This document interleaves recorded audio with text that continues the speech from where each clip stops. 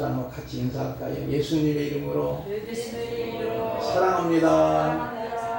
예수님의 이름으로 축복합니다.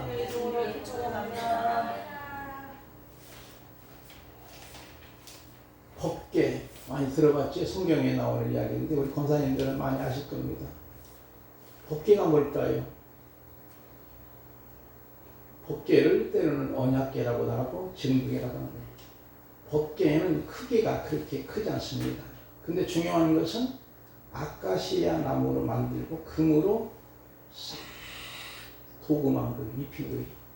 길이가 약 120cm, 그 다음에 높이가 70cm, 그리고 또 넓이가 70cm.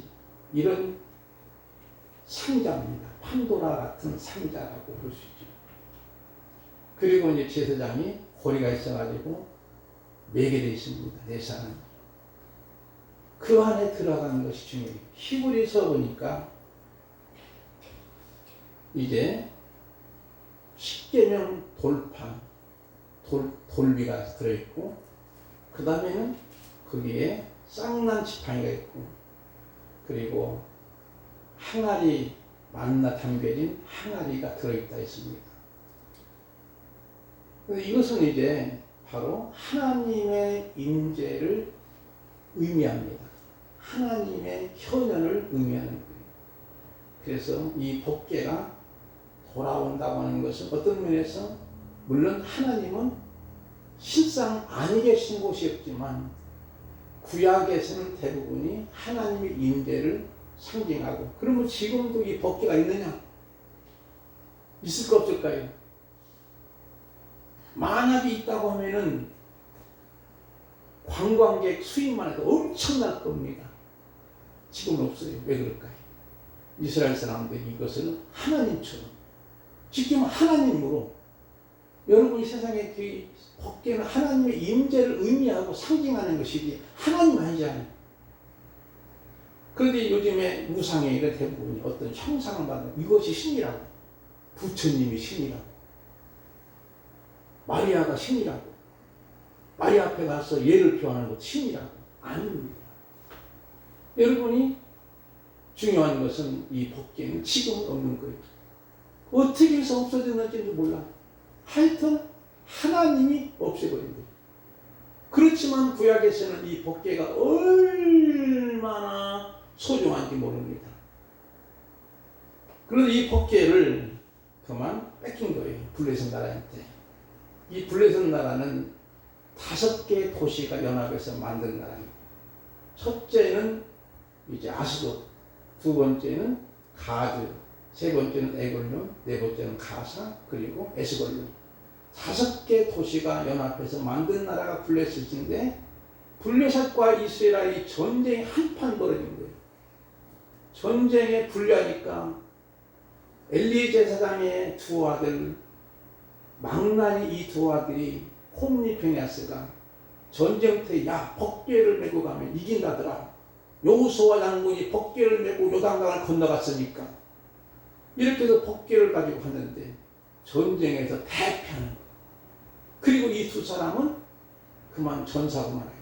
이 소식을 들었던 아버지 엘리는 의자에 앉았다가 그만 떨어져 가지고 목이 부러져 세상을 떠나고 그 가문은 멸문지화가 되는 거예요. 그리고 그때 법궤가 뺏겨서 이스라엘 땅으로 가게 되지. 그런데 이 사람들은 이 법궤를 가졌다가 해서 얼마나 찬치를 벌였는지 막, 그리고 이 법궤를 갖다가 아스돗에 있는 다곤 신전에 딱 갖다 놉니다. 그런데 지금은 이 법궤를 다시 돌려보내는 거예요. 왜 그럴까요? 지난주에 말씀드렸지. 한 주간 동안 다 사탕 까먹기까지 다 잊어버리셨어요? 왜 그럴까요? 다곤 신이 죽은 것도 우리 권사님 일리가 있네. 업그레이드된 표현입니다. 무슨 말이냐면 다곤 신전에 옆에 왔는데 법궤를 놓으니까 그 다음날 보니까 다곤 신이 자빠져 버렸어. 그 이상하다 해가지고 다시 일시해놨어. 다곤신은 뭐 우상이잖아요. 사람이 만들어 놓고 신이라고 하는 거잖아요. 그 다음 나가니까는 이제는 몸뚱아리는 문턱에 걸려있고 팔과 목이 끊어졌어요. 잘린 거예요. 쉽게 말하면. 부러진 것이 아니고 잘리는 거예요. 그리고 거기뿐만 아니라 이 아스도시나 가드에 가는 곳마다 이 법계가 가는 곳마다 독한 총기가 생기는 거예요. 그러다 보니까 이 독한 총기가 오늘날 말하면 치료할 수 없을 정도로 마치 한셋이 병인 거예요. 그런 병으로 사람이 죽어가니까 야 이거 안 되겠다. 이거 우리 가졌다는 이거 망할 거야. 그러니까 아스도에서 가드에서 에그론으로 이제 다시 또 가사로 에스골론으로 옮겨야 되는데 그것은 안 맞는 거예요. 큰일 났단 말이에요. 그러니까 오히려 법계를 어떻게 해야 될까요? 법계를 부시기는 큰일 나고 도로 돌려보내기로 하는 겁니다. 그게 오늘 본문의 6장에서 쭉 나오는 말씀이에요. 그리고 3절에 보니까 이제 이런 말씀이 나오죠. 여러분 3절 한번 볼까요? 제가 읽어볼게요. 이르되 그들 이르되 이스라엘 신의 기회를 보내려거든 거저버리지 말고 어떻게 뭐라 했나고요? 속건제를 드려야 할지니 그리하면 병도 낫고 그의 손을 너에게 옮기지 아니한 이유도 아니라. 법계를 옮기자는 거 이제. 그리고 속건제를 드리자는 거예요. 속건제는 배상법이거든요. 그런데 이 속건제를 드릴 때 배상법이니까 속건제에 드리는 제물을 뭘로 만들었냐면 4절, 5절, 6절까지 조금 길지만 우리 김장모님께서 한번 읽어주실까요? 성경은 여러분 펴려야 됩니다. 그들이 이르되 무엇으로 그에게 드릴 속건제를 삼을까 하니 이르되 블레셋 사람의 방백의 수요대로 금독종 5과 금쥐 5마리라야 하니 너희와 너희 통치자에게 내린 재앙이 같음이니라. 그러므로 너희는 너희의 독한 종기의 형상과 땅을 해롭게 하는 주유 형상을 만들어 이스라엘 신께 영광을 돌리라. 그가 혹 그의 손을 너희와 너희의 신들과 너희 땅에서 가볍게 하실까 하노라. 애국인과 바로가 그들의 마음을 완악하게 한 것 같이 어찌하여 너희가 너희의 마음을 완악하게 하겠느냐. 그가 그들 중에서 재앙을 내리는 그들이 백성을 하게 하므로 백성이 떠나지 아니하였느냐. 아멘. 4절, 5절, 6절 보면 딱 하나의 테마들이 딱 있습니다. 속건제 제물을 4절에서는 어떤 것으로 만들라겠죠? 금, 독종 모양의 형상입니다.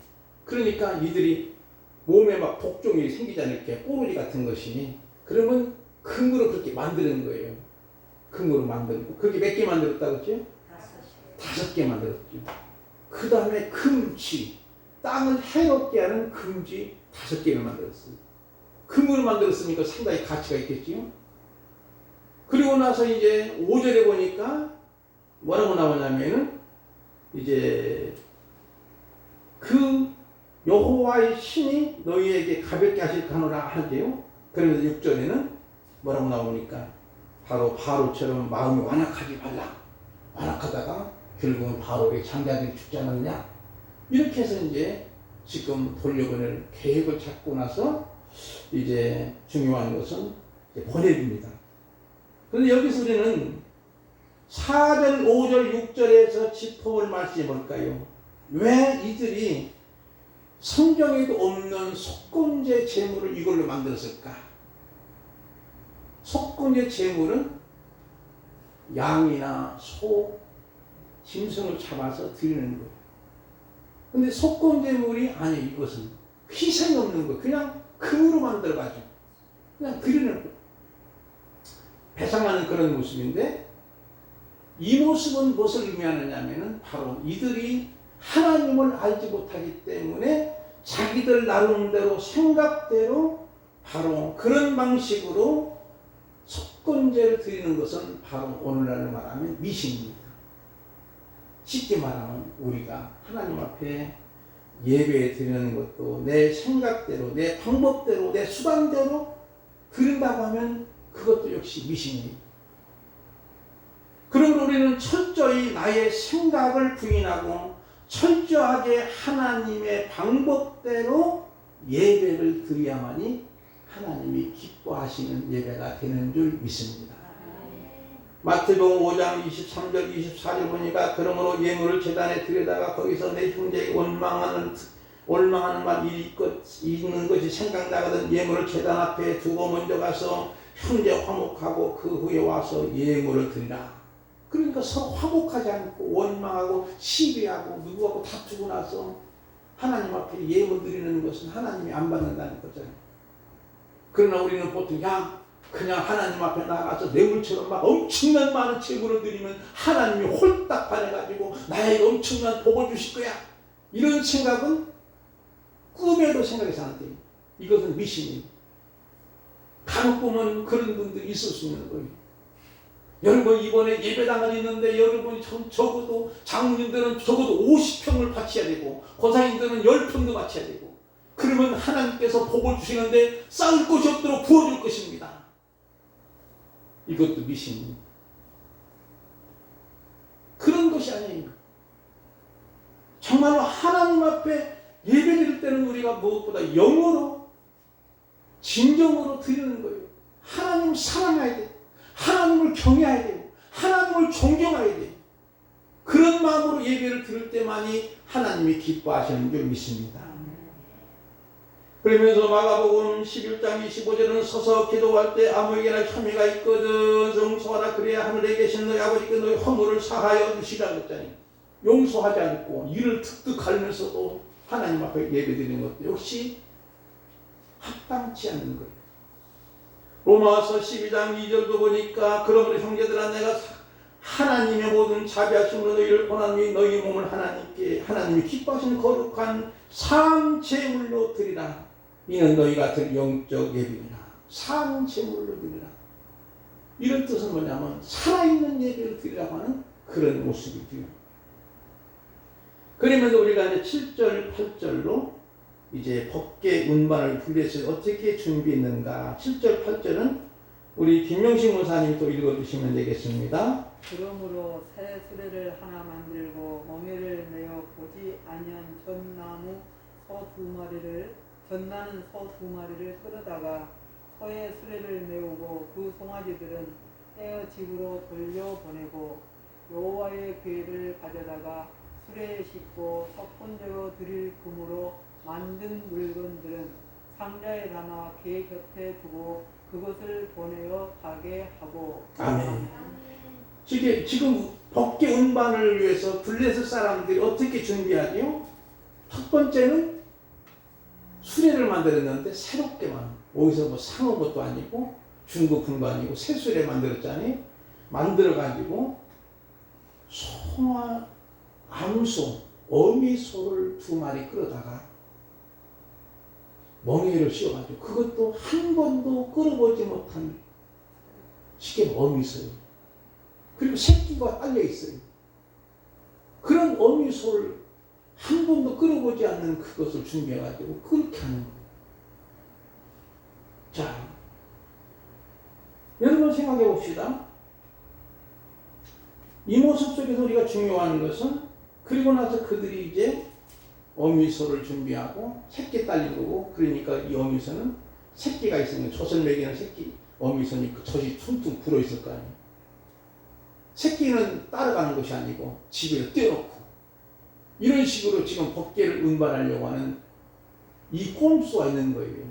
뭐냐면 왜 하필이면 새끼 딸린 암소 2마리로 법계와 금독종과 금지실은 수레를 끊게 하는 이유가 뭘까?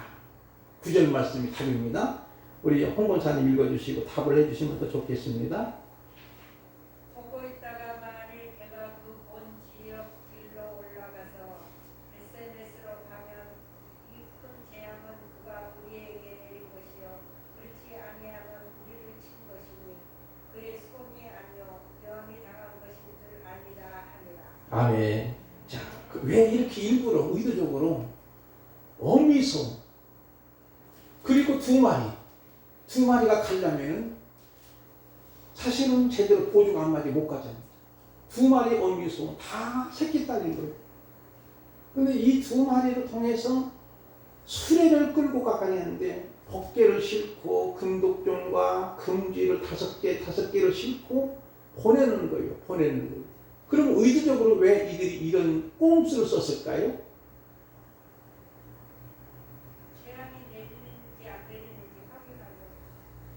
자, 쉽게 말하면 재앙이 내린 것이, 이것은 분명히 하나님이 살아계신 것을 보여주는 심판의 재앙인데도 이것은 필연이 아니고 아니야, 우연히 있었던 거야.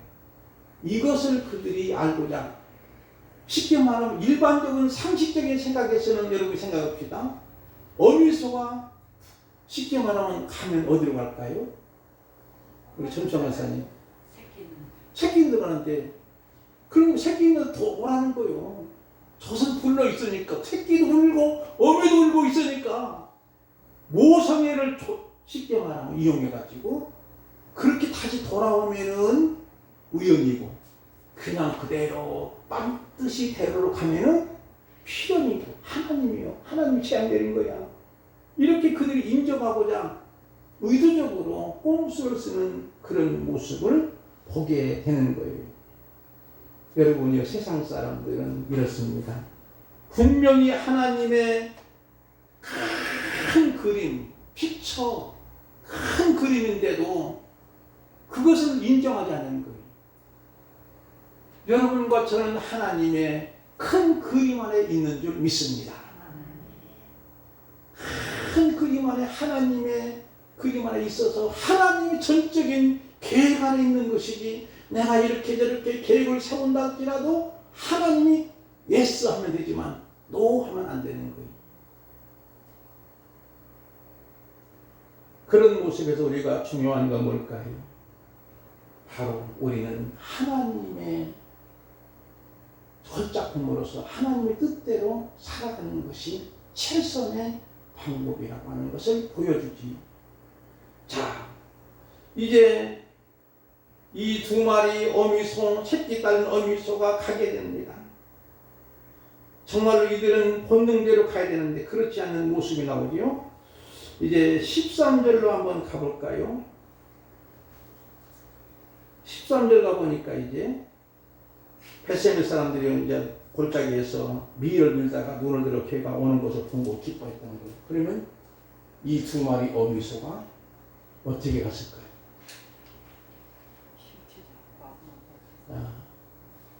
두 마리 소가 지금 젖은 불기도 불었고 텅텅 불었는데 그 법궤를 실은 이 두 마리 소가, 어미소가 대로 곧장 곧바로 울면서 가는 거예요. 저 집에서는 새끼도 우는 거예요. 새끼 울음소리를 들으면서도 벳세메스로 두 마리 어미소는 가고, 얼마나 아프겠어요. 그것도 두 마리니까 보조를 맞춰야 돼요. 난 안 갈래, 난 못 가 하면 안 되지만 두 마리가 딱딱 보조를 맞춰야만이 무사하게 벳세메스로 가게 되는 거예요. 그런데 정말 상식적으로는 도무지 안 되는 상황인데도 이 어미소가 그대로 가는 모습은 하나님의 뜻을 이루고자 하는 그 아름다운 모습을 우리는 보면서 이것이 바로 오늘 우리의 사명자의 가는 길이 아닌가 하는 생각을 가져보는 거죠. 이렇게 본능대로 두 마리 암소들은 좌우랑으로나 치우치지 않고 하나님의 뜻대로 벳세메스로 가는 것을 생각할 때 우리는 우리에게 주시는 교훈의 적용은 무엇이라고 생각하실까요? 사명자의 길은 좌우랑으로나 치우치지 않아야 됩니다. 뿐만 아니라 천성을 향하는 우리 성도들도 믿음 생활에서 수치한 사람처럼 해서도 안 됩니다. 여기서 우리는 법궤를 맨 사명자는 절대로 딴 마음 먹어서는 안 된다고 하는 것이죠. 또한 성도들의 신앙생활도 동일합니다. 왔다 갔다 하는 시계 신앙생활은 젖과 꿀이 흐르는 가나안 땅에 도착하기 힘이 듭니다. 사도 바울은 표대를 향해 주님만 바라보고 갔습니다. 그러므로 빌립보 3장 14절 표대를 향하여 그리스도 예수 안에서 하나님 위에서 부르시는 부름의 상을 위하여 달려가노라. 그러면서 시브리서 12장 2절은 믿음의 주여 또 온전하게 하시는 이 예수님을 바라보자. 그는 그 앞에 있는 기쁨을 위하여 십자가를 참으사 부끄러움을 개의치 아니하시더니 하나님 보좌 우편에 앉으셨느니라 그랬지요. 십자가의 복음을 전하며 생명을 사는 길이기에 때로는 우리는 울면서도 사명을 붙잡고 가야 되는 줄 믿습니다. 우리 찬송 한 장 부르겠습니다.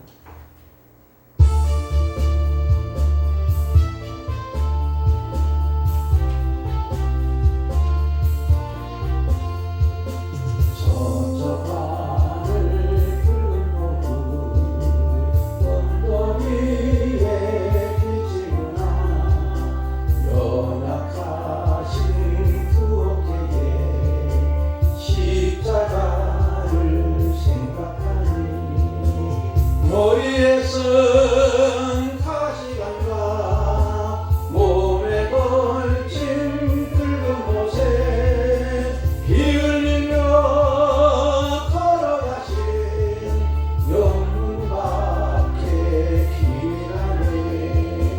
한 발자국 두 발자국 걸어가는 자국마다 밤과 눈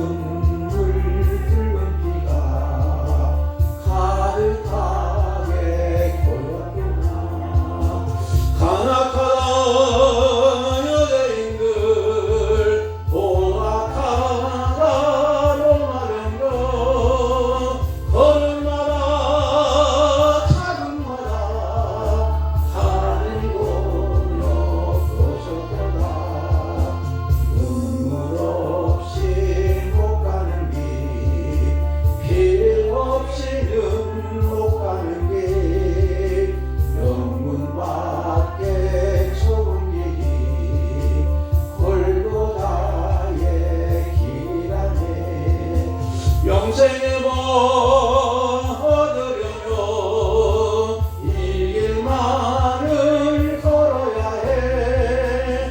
배고파도 올라가고 춥더라도 올라가세. 아픈 날이 싸매주고 저는 날이 고쳐주고 오지 생길을 보여주니 온갖 고통 다하여도 새 십자가 바로 지고 골고다의 높은 목에 나로 가게 하옵소서.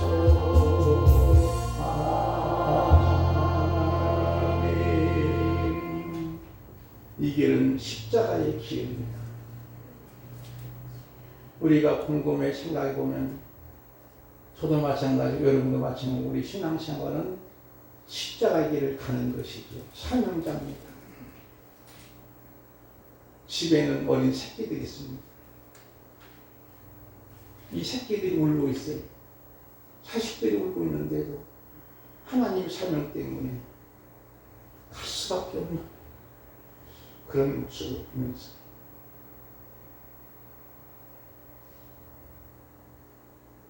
정말로 눈물 없이는 갈 수 없는 이 길입니다.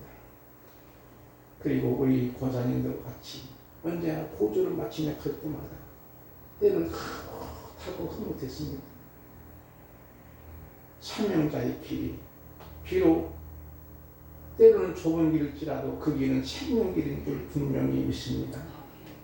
그러므로 우리는 모든 것 로마서 8장 28절 말씀처럼 우리가 알거니 하나님을 사랑하는 자 그 뜻대로 부르심 입은 자들에게 모든 것이 합력하여 선이된다. 하나님을 사랑하기에 하나님을 공경하기에 하나님을 하나님을 경외하기에 그 길만이 삶의 길이고 생명의 길이기에 갈 수밖에 없는 거예요.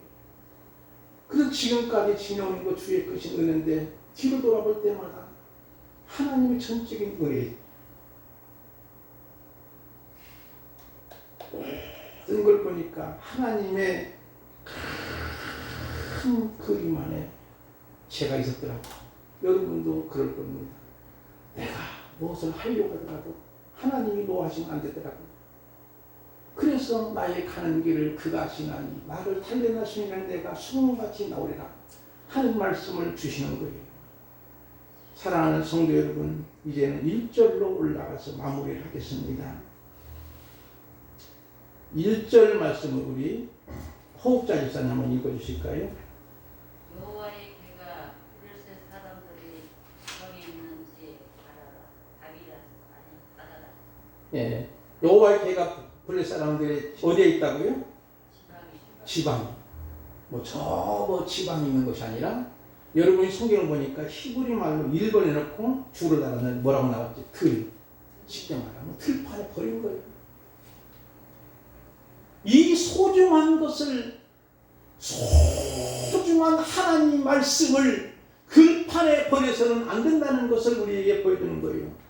가장 소중한 것을 방치하고 버리는 거예요. 오늘 우리는 과연 가장 소중한 말씀을 버렸는가요? 믿으면서도 하나님의 주권을 인정하지 못하는가요? 자기 생각대로 수단과 방법대로 사는 것은 하나님을 버리는 것입니다. 교회 생활하면서도 살아계신 하나님을 인정하지 못하니 나의 삶에 하나님의 왕이신가요? 나의 주인이 되시나요? 세상의 권력과 돈과 명예 등이 내 주인이 된다면 마치 헛개를 들판에 버린 격이 됩니다. 왜 이스라엘이 블레셋과의 전쟁에서 대패당하고 헛개를 이렇게 빼앗겼을까요? 소중한 헛개를 가지고 전쟁터에 가면 이긴다고 하는 잘못된 미신입니다. 아까도 말씀드렸지만 이 엘리 제사장이 그 허물 때문에 그대로 정말 망나니 같은 사람들, 너무너무 잘못되게 하나님은 참다 참아지지 못하시고, 이렇게 그들이 잘못된 것은 그 시대에 말씀이 쉬겠다는 거예요. 이상이 보이지 않았던 거예요. 그러기에 말씀이 없기에 사람들이 타락하고 잘못되어지는 거예요. 그러므로 우리는 무엇보다 오늘 주신 말씀 속에서 말씀대로 순종합시다. 암소가 얼마나 아프겠어요. 오직 강하고 극히 담대하여 나의 종 모세가 내게 명령한 율법을 다 지켜행하고 우르나 저르나 치우치지 말라. 그러면 어디로 가든 형통하리니 내 율법 책에 내 입에서 떠나지 말게 하여 주의 그것을 묵상할 그 안에 기록된 대로 다 지켜하라. 그리하면 내 길이 평탄하게 될 것이며 내가 형통하리라고 말씀합니다. 이 말씀이 오늘 저와 여러분에게 만져 주시기를 바랍니다. 말씀이 얼마나 소중하고, 그리고 이 법궤가 이제 마지막에 벳세메스로 도착하지. 그리고 암소들은 어떻게 했을까요? 궁금하지 않습니까? 사명을 다 감당한 이 암소들 2마리, 새끼 딸 암소를 돌려보내야 되는데 벳세메스 사람이 거기는 제사장들이 있는 마을이거든요. 그 암소를 이제는 성경대로 하나님 앞에 희생 제물로 드리고 있는 거예요. 그게 마지막입니다. 우리도 마찬가지예요. 사명을 다 감당했던 바울사도도 마지막에는 순전하고서의 모습이지. 예수님도 마찬가지지요. 예수님도 십자가 상에서 구원을 다 이루셨다고 말씀했죠. 그렇지만은 거기 끝나는 것이 아니고 바울사도가 이렇게 말합니다.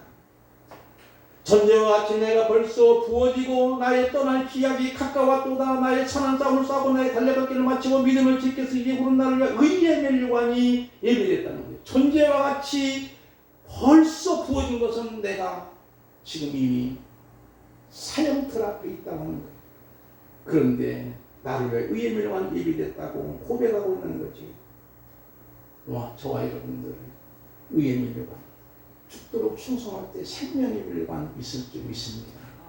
예수님이 십자가에 죽으셨지만 3일 만에 부활하신 것처럼 부활의 기쁨과 영광을 우리에게도 영원 무음토록 허락해 주실 줄 믿습니다. 아멘. 기도하겠습니다. 아버지 하나님, 저희들 사랑해 주시니 감사합니다. 또 주님이 나를 사랑하기에 내가 주님을